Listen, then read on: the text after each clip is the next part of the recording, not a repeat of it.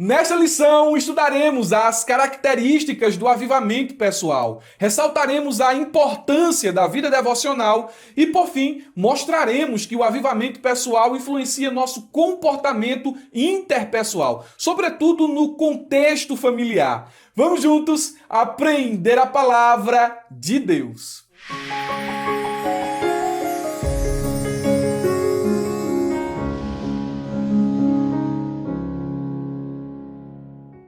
Meus irmãos, quero cumprimentá-los com a paz do Senhor Jesus. Sou o presbítero e professor Murilo Alencar e estou muito feliz com a oportunidade que Deus me concede de dar início a mais uma pré-aula da Escola Bíblica Dominical, onde comentaremos a revista de adultos, publicada pela CPAD. Hoje, o alvo de nosso estudo é a lição de número 10, datada do dia 5 de março de 2023, cujo título é O Avivamento na Vida Pessoal. Nós vamos comentar esta lição ponto a ponto e cumprir os seus objetivos, que são, em primeiro lugar, compreender as características de um genuíno avivamento na vida do salmista. Em segundo lugar, conscientizar sobre a necessidade da prática constante das disciplinas espirituais cristãs para uma vida avivada. E é aqui onde nós abordaremos a questão da vida devocional. E o terceiro e último objetivo é entender que uma vida cristã avivada é manifesta em bons frutos na vida pessoal do crente. E faço um adendo aqui, o professor avivado, o professor memorável, o professor extraordinário é aquele que é assinante da ferramenta EBD. Se você quiser conhecer esta ferramenta, o link está na descrição deste vídeo. É o local onde o superintendente, o professor, o dirigente, o adjunto, o secretário da escola dominical encontram tudo o que precisam em um só lugar. Semanalmente são produzidos materiais de forma exclusiva para os assinantes da ferramenta EBD. Se você não é assinante e está assistindo esta pré-aula por meio do YouTube, não passe por aqui sem deixar o seu like, sem se inscrever em nosso canal caso ainda não seja inscrito, sem ativar o sininho para receber as notificações, principalmente o material gratuito que disponibilizamos aqui no YouTube. Faça isso e você vai ser abençoado e estará nos abençoando. No entanto, se quiser ser mais profundo nos assuntos da Escola Bíblica Dominical, conheça a ferramenta EBD. Vamos em busca dos nossos objetivos aqui já apresentados. Vamos começar a exposição da nossa aula pelo texto áureo que nos diz: porque a tua benignidade é melhor do que a vida, os meus lábios te louvarão. Assim eu te bendirei enquanto viver, em teu nome levantarei as minhas mãos. Salmo de número 63, verso 3 e verso de número 4. O texto está escrito na versão NVI da seguinte maneira: o teu amor é melhor do que a vida, por isso os meus lábios te exaltarão. O salmista está falando aqui de uma experiência pessoal, de algo que ele está sentindo, de algo que ele está vivendo. É por esse motivo que ele diz o seguinte: os meus lábios te exaltarão. Eu tenho provado desse amor tão grande, tão sublime. O tradutor da NVI continua: eu te bendirei enquanto viver. Isto é, até o fim da minha vida eu quero provar desse amor. E ele conclui dizendo o seguinte: e em teu nome levantarei as minhas mãos. Uma expressão de adoração e de alegria. A versão NTLH nos diz o seguinte: o teu amor é melhor do que a própria vida, e por isso eu te louvarei. Enquanto viver, falarei da tua bondade e levantarei as mãos a ti em oração.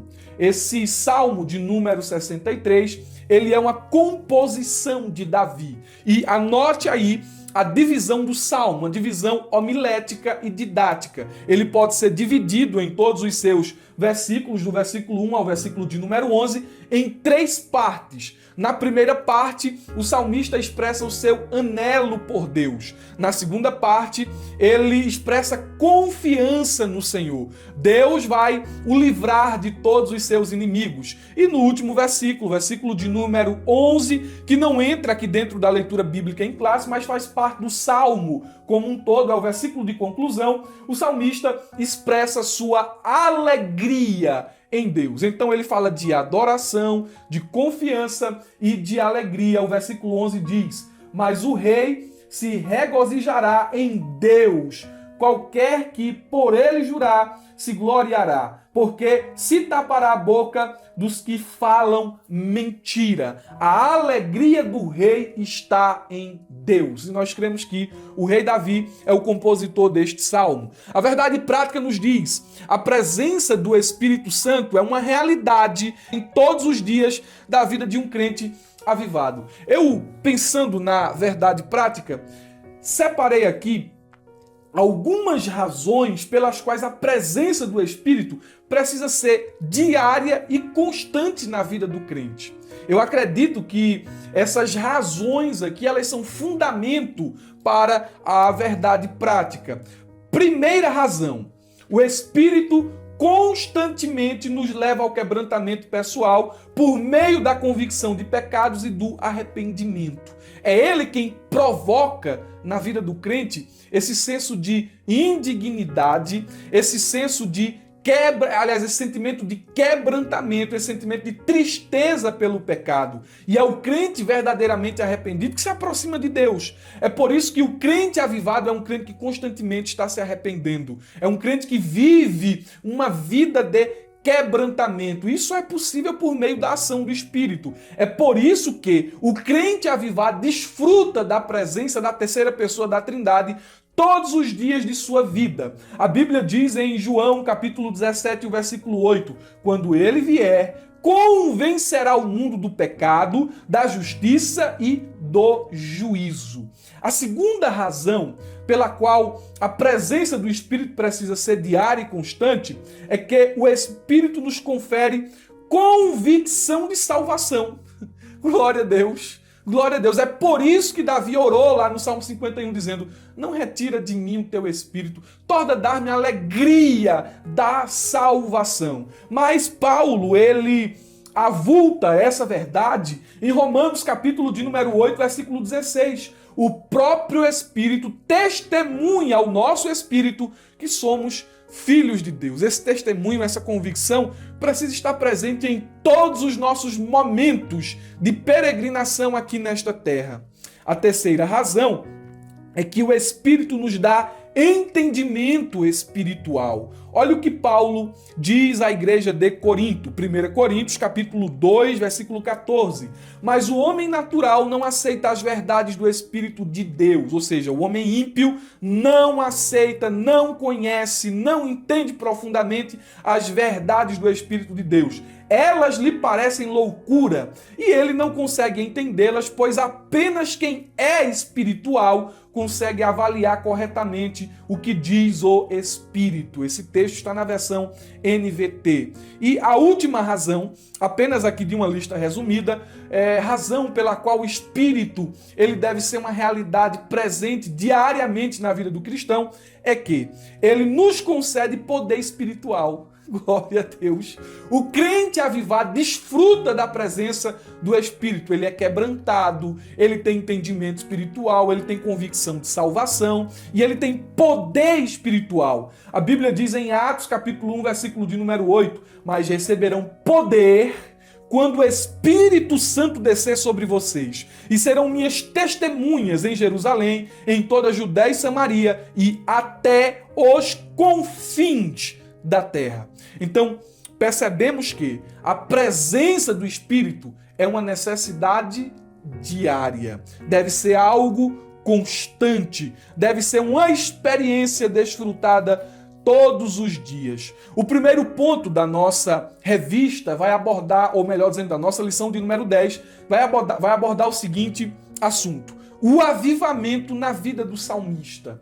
Qual é a ideia do pastor Elinaldo Renovato aqui nesse ponto? Mostrar que Davi experimentava um avivamento pessoal. E olhando para a vida de Davi, o compositor do Salmo 63, nós podemos extrair aqui algumas características de alguém que está passando pela experiência de um avivamento pessoal. Primeiro, eu chamo sua atenção para a epígrafe aqui do Salmo, que diz o seguinte: Davi anelava pela presença de Deus. E nós já temos aqui uma pista do que se trata esse cântico. Mas olha aqui esse subtítulo aqui. Esse subtítulo, se você está com a Bíblia de Estudo Pentecostal, ele aparece não em negrito, dando a ideia que ele faz parte das orientações do salmista concernente ao cântico ou ao contexto do salmo. Ele diz o seguinte: Salmo de Davi, quando estava no deserto de Judá.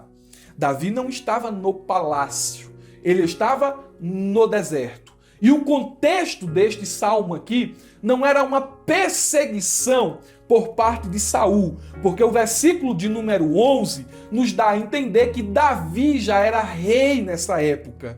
E é por esse motivo que os comentaristas, eles entendem que quando Davi escreveu o Salmo de número 63, ele estava sendo perseguido por Absalão e por seus comparsas. Então o contexto é de perseguição, e embora o contexto seja de perseguição, Davi irrompe em adoração.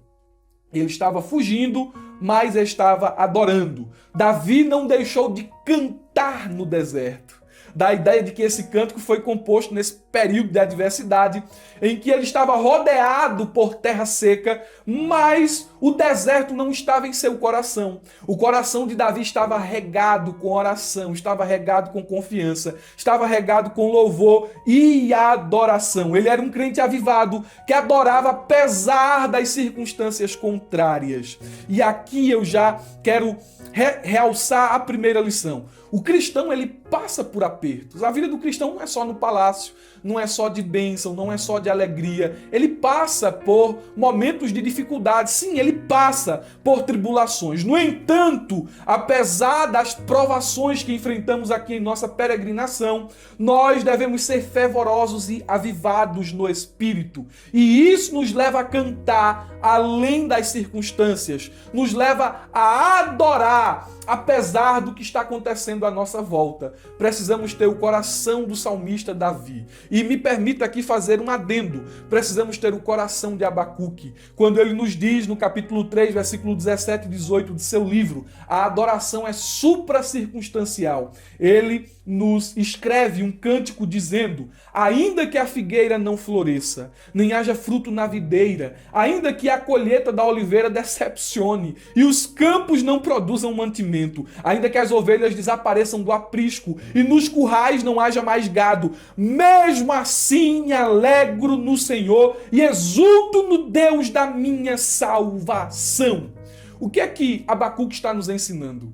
Que o crente avivado adora a Deus, aleluia, apesar das circunstâncias. Preste muita atenção nesta verdade. A adoração que emana de um coração em chamas, ela não depende daquilo que é efêmero, daquilo que é passageiro, daquilo que é transitório. Olha, vaca é transitória, ovelha é transitória, mantimento, colheita, tudo isso é transitório, tudo isso passa, tudo isso pode acabar, tudo isso pode não dar certo. A alegria do cristão não está naquilo que não permanece, está em Deus, que permanece para sempre. Glória a Deus.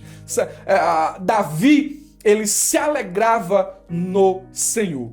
E nós temos aqui algumas lições expressas no Salmo de número 63 que nos mostram as características de uma vida pessoal avivada.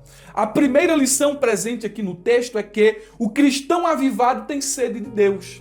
Então, o anelo por Deus, o desejo por Deus é característica de quem está experimentando um avivamento pessoal. O verso de número 1, na tradução NVI, nos diz: ó Deus, Tu és o meu Deus, eu te busco intensamente, a minha alma tem sede de Ti. Todo o meu ser anseia por Ti numa terra seca, exausta e sem água.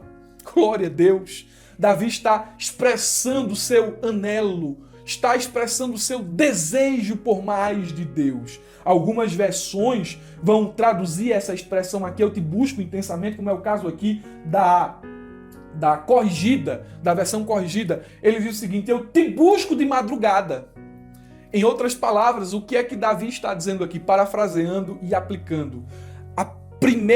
as primeiras horas do meu dia são consagradas a ti. Não dá para esperar até o meio-dia, não dá para esperar até o entardecer, até a noite, não. A primeira hora do dia eu reservo para ti.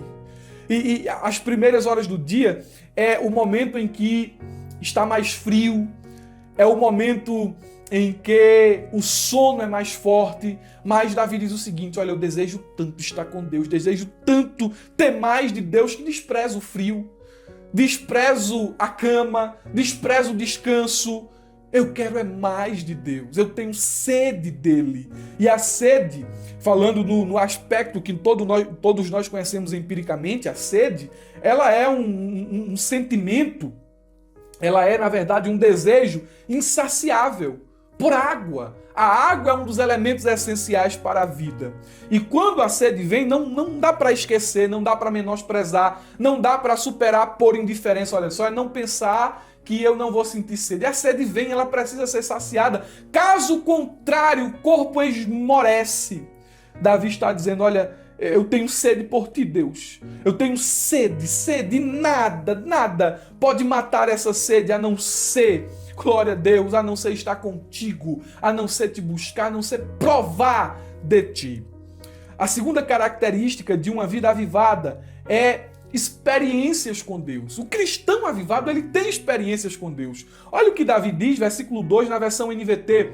Eu te vi em teu santuário e contemplei teu poder e a tua glória. Ele está falando aqui de experiência. Eu estive contigo, eu te conheço. E ele ressalta aqui dois atributos de Deus que ele percebeu de forma singular quando estava adorando no tabernáculo: poder e glória. O rei Davi, ele não tinha sede de água ou de outra coisa terrena, mas das manifestações espirituais. Como é tão bom provar de ti, Deus. Como é tão bom ter experiência contigo. Como é tão bom desfrutar desse momento de comunhão que só o Senhor, aleluia, que só o Senhor pode dar. Esse momento de prazer, esse momento de alegria que só tem em tua presença. O crente avivado é um crente que tem experiência. Em terceiro lugar, o crente avivado é capaz de louvar em circunstâncias adversas. Frisamos isso no título aqui do Salmo, mas me permita dar o versículo do próprio Salmo, verso 4, tradução NVI. Eu te bendirei enquanto viver, e em teu nome levantarei as minhas mãos. Davi está dando seu louvor. Davi está levantando as suas mãos. E ele está fazendo isso no deserto. É porque ele está dizendo aqui no Salmo, seja no palácio, seja no deserto, na mesa farta ou nas privações, no tempo de paz ou nas perseguições, o meu louvor eu te dou. Isso é característica de crente avivado. E por fim, no verso de número 5, ele nos ensina que uma das características do crente avivado é ter plena satisfação em Deus. Olha o que ele diz o seguinte: a minha alma, aqui é a tradução corrigida, a minha alma se fartará como de tutano e de gordura, e a minha boca te louvará com alegres lábios. Agora presta atenção aqui no contexto cultural. Os hebreus, eles gostavam de gordura muito mais do que nós. Tutano e gordura aqui era comida de rei. Era banquete, era banquete extraordinário. O salmista fala que a alma esperançosa em Deus e cheia do favor divino é como se alimentasse do melhor, das finas iguarias do banquete real. Isso aqui ele está falando de satisfação, de prazer de estar com Deus. Uma das características de um crente avivado, de um crente que está passando pela experiência de um avivamento pessoal, é ter satisfação, é gostar da presença, estar alegre, satisfeito na presença do Senhor. Eu penso que levantando esses tópicos, nós cumprimos o objetivo aqui do ponto de número 1. O segundo ponto nos diz o avivamento espiritual do crente. E o propósito do pastor Alinaldo Renovato, acredito aqui no tópico 2, é falar da vida devocional e também das disciplinas espirituais. É por isso que ele coloca em alto relevo aqui a oração e a prática da leitura da Bíblia. Mas me permita dar aqui alguns insights a respeito do momento devocional ou da vida devocional do crente. O culto oferecido pela igreja, ele é bíblico e edificante. Pense aí comigo, o culto que eu falo, a reunião da igreja no templo, isso é uma necessidade de todo crente. O autor aos Hebreus, nos incentivando ao culto, ele diz o seguinte: olha, vocês não podem deixar de congregar, como é costume de alguns. As igrejas se reuniam e Paulo orienta aos Coríntios, Paulo orienta Timóteo, Paulo orienta os seus obreiros a que no culto cristão os elementos estivessem lá presentes, que é o louvor, a adoração, a profecia, a manifestação dos dons, as línguas, estivesse presente ali a leitura, a explicação, a explanação da palavra. O culto cristão é esse momento de edificação, esse momento em que o crente está em contato com Deus e também em comunhão com os irmãos. Porém, não podemos limitar a nossa espiritualidade aos dias da semana em que participamos dos cultos públicos. O crente, pelo contrário, precisa ter também uma vida devocional com Deus. Uma vida particular com Deus. E eu quero aqui dizer que a vida devocional ela é indispensável e de importância singular. E destaco também que a vida devocional é diferente do estudo pessoal. E aqui já cabe uma exortação aos professores. Minha vida devocional não é quando eu pego minha lição para estudar. Isso aqui é vida de estudo. Isso aqui é momento de estudo pessoal, não é vida devocional. Entenda onde eu quero chegar.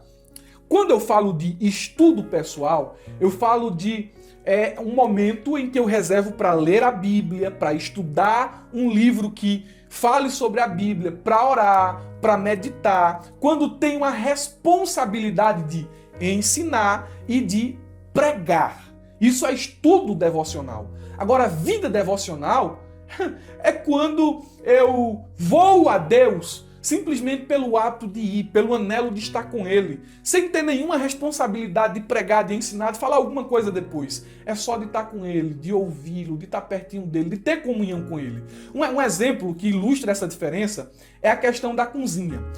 Pensa só, o estudo pessoal, ele pode ser comparado ao trabalho de um cozinheiro em preparar o alimento que vai ser servido à noite. Ele está preparando a comida, mas no momento de sentar à mesa, ele está servindo as pessoas que estão sentadas. O momento devocional, por outro lado, não é quando eu estou preparando a comida, é quando eu sento à mesa para comer.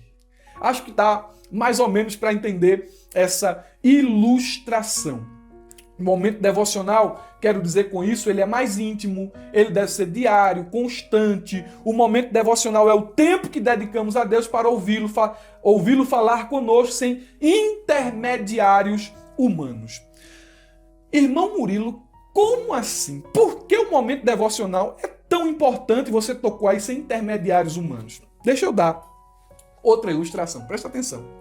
Quando eu era criança, tinha uma brincadeira muito conhecida aqui na minha região chamada pau na lata. Talvez tenha outro nome aí na sua região.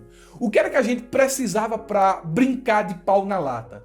Nós precisávamos de 2 latas, de uma bolinha pequena e de 2 pedaços de pau que parecessem com um taco.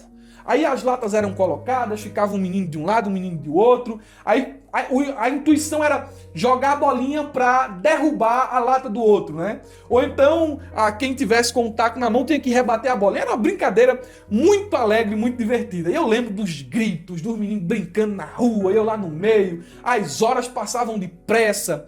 Só que, quando a noite avançava, minha mãe ela dizia o seguinte, chamava minhas irmãs e comissionava elas. Vai chamar Murilo, já está na hora de vir para casa, tomar banho e dormir.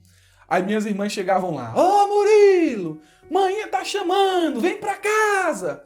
E eu dizia, vou já. Agora não, vou já. Aí elas voltavam com o relatório, né? Ó, mãe, eles que não vem não, viu? Dá uma pisa nele para ele vir. Aí elas diziam, não, vai chamar ele de novo. A mãe, de novo, vai chamar ele de novo.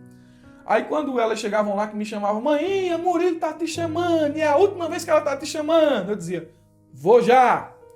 Só que tinha uma hora que não era mais minha mãe que chamava. Não era não. Ou melhor dizendo, não era mais minhas irmãs que me chamavam. Era minha mãe. E ela dizia o seguinte: Murilo, passa agora! Nesse momento, a brincadeira acabava. As latas eram derrubadas, os tacos jogados no chão, a bola guardada, e eu ia para casa, correndo. O que é que isso tem a ver com vida devocional? Deixa eu explicar. Às vezes a gente está só ouvindo pregação pelo YouTube, está só ouvindo uma pregação no culto de domingo, e os mensageiros de Deus, os pregadores, estão dizendo: faça isso, faça aquilo, viva assim, é desse jeito, Deus requer isso de você, Deus está mandando falar isso, assim, assim, assim, e a gente está só dizendo: vou já, vou já, vou já, vou já.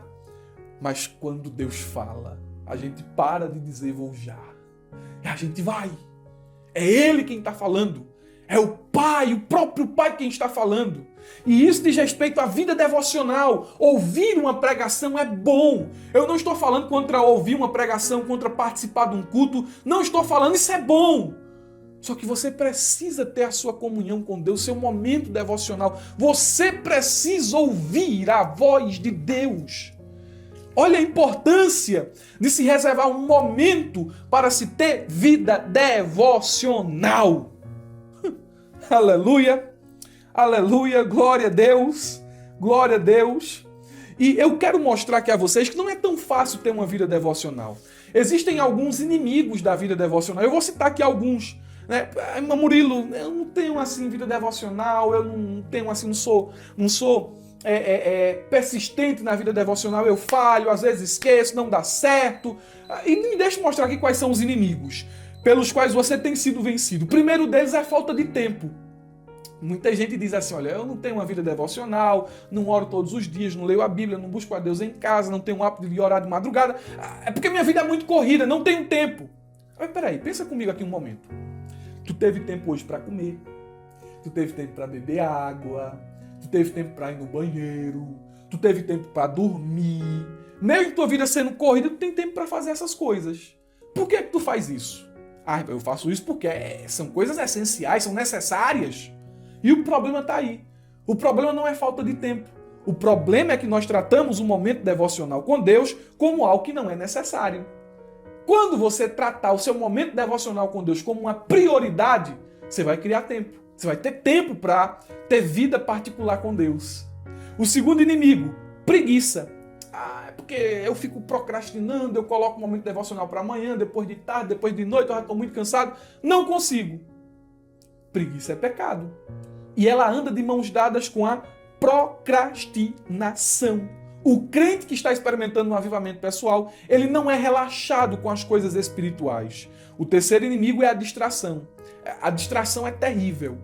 Tem crente que se distrai demais com o celular, com jogos, com redes sociais, e ele preenche o seu tempo com essas coisas, não tem tempo para a vida devocional.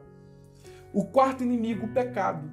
Você já viu que quando você erra, quando você falha, quando você transgride algum mandamento, você fica sem querer estar com Deus? Porque você fica com vergonha.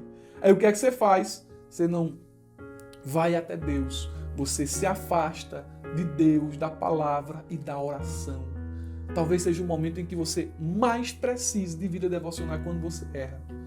Você veja, uma pessoa está doente. Quando ela está doente, está sentindo dor de cabeça, é que ela precisa tomar um dipirona. Agora, ela não está doente. Como é que ela vai tomar dipirona para quê? Então, o momento em que a gente erra, o momento que a gente falha, é o momento que a gente mais precisa estar perto de Deus e receber dele o remédio.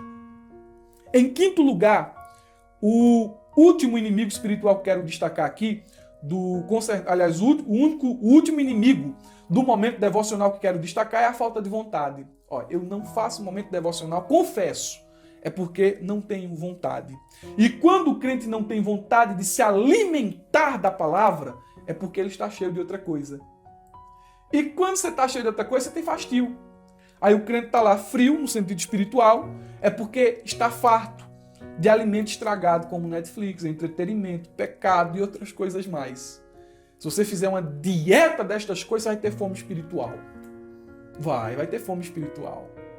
Dentro do momento devocional, alguns elementos são indispensáveis. E eles são a adoração, é a questão da leitura da palavra, a questão da a oração, o jejum, eles fazem parte da vida particular avivada do crente com Deus. Geralmente, o momento devocional que a gente faz é muito similar ao culto familiar, né? O culto familiar é um momento devocional em família. Como é que ele acontece? E geralmente, como é que eu faço? Canto ali alguns hinos da harpa, escolho um versículo da Bíblia para ler e meditar, pensar sobre o versículo, aplicá-lo à minha vida. E depois, né, de adorar, de meditar, aliás, de ler, de meditar, a gente ora. Senhor, aplica essa verdade ao meu coração, me ajude, me faça assim. Olha como é bom ter esse momento devocional. É muito bom ter esse momento devocional. Crente avivado é crente que tem vida com Deus.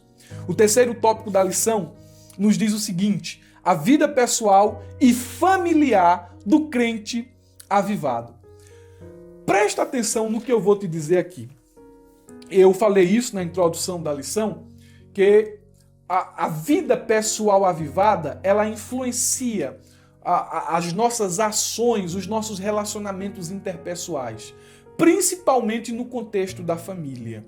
Quando eu penso em um aspecto individual, de avivamento pessoal, eu penso o seguinte, o texto que me vem à mente é esse. Mateus 5,17. Da mesma forma, suas boas obras devem brilhar, para que todos as vejam e louvem seu Pai que está nos céus. A vida do crente avivado, dentro do contexto familiar, deve ser um testemunho que conduz seus familiares, sejam crentes ou descrentes, a conhecerem e louvarem a Deus. Se o teu testemunho dentro da tua família não faz isso, tu precisa passar por um avivamento. O comentarista, ele destaca aqui algumas qualidades do crente avivado dentro do seio familiar. E ele fala sobre integridade, prudência no falar, cuidado na saúde física e emocional. E a gente poderia acrescentar aqui santidade, pureza, fidelidade, mansidão. A gente podia acrescentar tanta coisa aqui.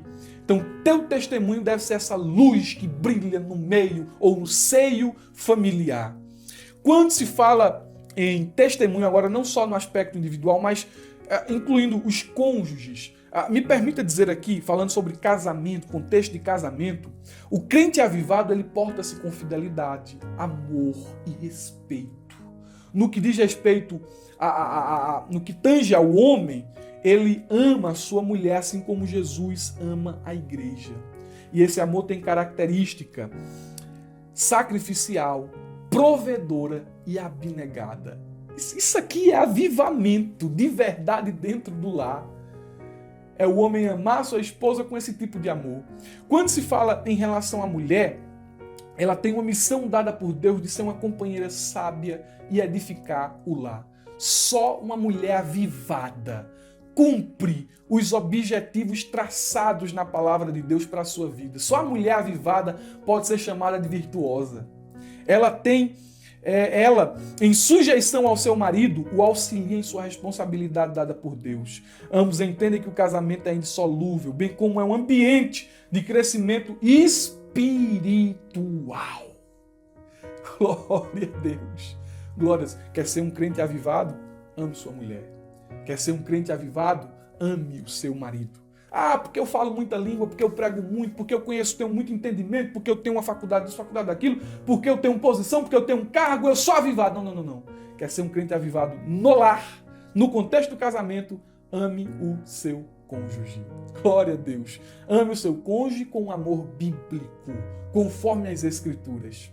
Quando se fala nos relacionamentos entre filhos e pais, o autor aqui, ele frisa que os filhos devem honrar os pais.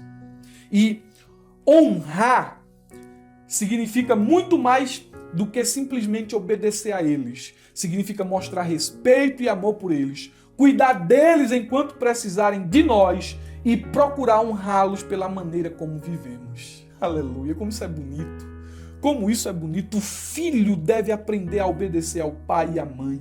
E não apenas porque são seus pais, mas porque Deus assim o ordenou. A Bíblia diz em Efésios 6:1, filhos, obedeçam aos seus pais no Senhor, porque isso é o certo a fazer. tradução NVT. A desobediência aos pais é uma forma de rebelião contra Deus. E isso não faz parte do comportamento de um crente avivado. Filho rebelde não é filho que está passando por experiência de avivamento pessoal. Porque o filho avivado, ele honra e obedece o seu pai e a sua mãe. Glória a Deus. Não importa se ele casou, não importa se ele ainda é adolescente, se ele ainda é jovem, ele honra a palavra de Deus. E honrando a palavra de Deus, ele honra pai e mãe. A lição aqui, ela é muito significativa nesse aspecto, né? De que a vida avivada, ela não é vivida só no contexto da coletividade da igreja, mas ela é vivida no aspecto particular e familiar. Você é um crente avivado só na igreja ou é avivado no seu particular, dentro de casa, no meio da sua família? É algo que devemos ponderar, devemos refletir. Eu encerro assim o meu comentário, minha participação na lição de número 10. Aguardo você na lição de número 11. Os alunos da ferramenta EBD, deixei aí para vocês, após a conclusão, um esboço para vocês lerem, vocês se aprofundarem mais no Salmo de número 63. Desejo a todos um ótimo final de semana, uma ótima aula de escola bíblica dominical e não se esqueçam, abra a jaula.